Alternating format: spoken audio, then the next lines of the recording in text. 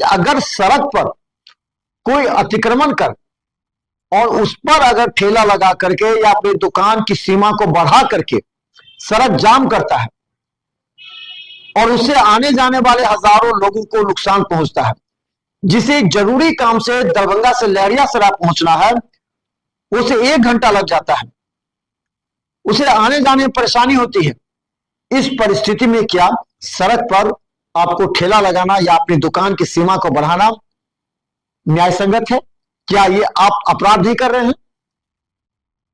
चोरी डकैती करता हुआ अपराध है, लेकिन आप करोड़ों रुपए लगाकर जो सड़क का निर्माण होता है उस सड़क पर आप अतिक्रमण करवा देते हैं। ये क्षम्य है। आप कहेंगे यार गरीब है, गरीब तो रोजी रोटी कर सकता है, तो क्या गरीब को रोजी रोटी करने के लिए सड़क ही मिलेगा और खाली जगह नहीं है? आप ग्राहकों को इस तरह आदत लगा देते हैं कि उनके घर के सामने एक ठेला लग जाता है,